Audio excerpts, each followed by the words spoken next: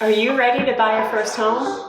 Let's get started with our lender, Zach Bonner. Hey everybody, I'm Zach Bonner with Cornerstone Lending, and I figure we go over how to get pre-approved. The first step is you want to talk to a mortgage professional like myself, and I'll kind of break down the process for you. Once we get your application, we're going to look over your credit, your income, and your assets. So we like to call those like the 3 pillars of the pre-approval.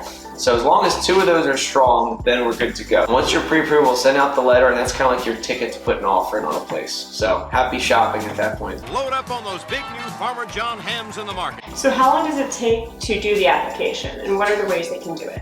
So it doesn't take long. Like I can usually knock out an application in like 10 minutes. I've gotten people pre-approved with estimated closing costs and everything in like 10 to 15 minutes. Wow. So it really depends on how much is going on. If somebody's self-employed, it might be a longer process to figure that out. But for a normal W-2 employee, they're working full-time, I can do it in like 10 to 15 minutes. I know another question we get a lot are the different type of mortgages. What are they? What works best for who? That kind of thing. Yeah, so for first-time home buyers, typically we try to use a conventional loan if possible in this market. Conventional is the way you want to go if you can. And there's a minimum down payment of 3% for first-time home buyers. And it also has a lower PMI, which is private mortgage insurance. And so it saves you a little bit of money on your monthly payment. USDA loans are great because they allow for 0% down, and you can also get up to 6% seller assist, which is the seller paying some of your closing costs. So really, I've had somebody with USDA loan actually not pay anything at closing. They got a check back at closing, which is absurd, but it did happen. You paid to buy a house, wow. Another program is an FHA loan, which just is it's more flexible. So if somebody has less income, not a lot in the bank, they allow for 3.5% down payments, and it also allows for a higher debt to income ratio. So you can typically afford a little more house. It also allows for lower credit scores. Oh, so how low are we talking? Because I know there's some people out there that are like, hey, I can do it.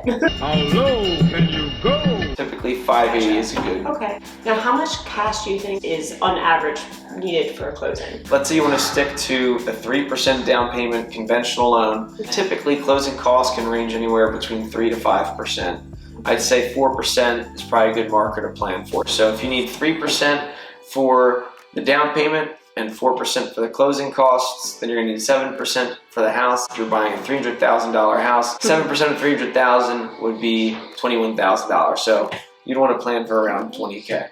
So with rising home prices and a lot of people feeling like they're overpaying or they're submitting offers for so much over ask, how does that impact their mortgage? Does it cover everything? There's this thing called an appraisal, and so it's basically an opinion of value by a licensed appraiser who goes out, sees the house. They give this big report to the lender, and that tells the lender what the home should be worth. There's a chance you might have to pay that difference because the lender's not going to just lend based on whatever you're paying, what the purchase price is. They're going to lend based on the value of the house. Okay, so that's good to know, guys, when you're submitting your offer.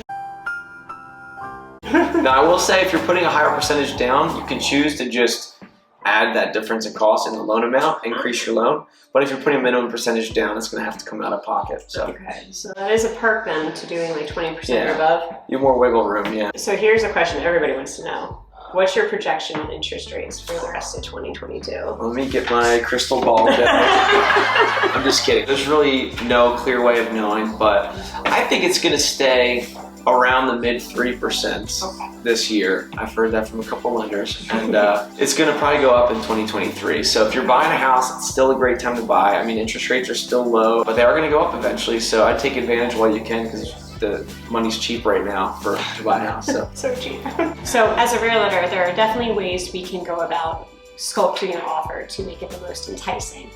But what are things that you can do as our lender? Gathering documentation up front is very helpful. I mean, if you're a listing agent and you're getting an offer and the lender calls you and they say, oh yeah, we've already got all the documentation, we've looked it over, it looks great, and we pulled credit, like it goes a long way compared to if you're just writing a pre-qualification letter and like you didn't even do any due diligence. Another thing we can do is write some sort of endorsement letter to say that like the borrower has stable employment, they have good history, we have documentation to prove it, that sort of thing. Waiving appraisals, making sure that we have the funds there to back it up if you're going to waive an appraisal contingency is a big thing. Documentation is key. If we can get that up front, that goes a long way. Yeah, and you've done that for me where you've called the listing agent and kind of affirmed my client and they're like, yes, they have the funds, they are good.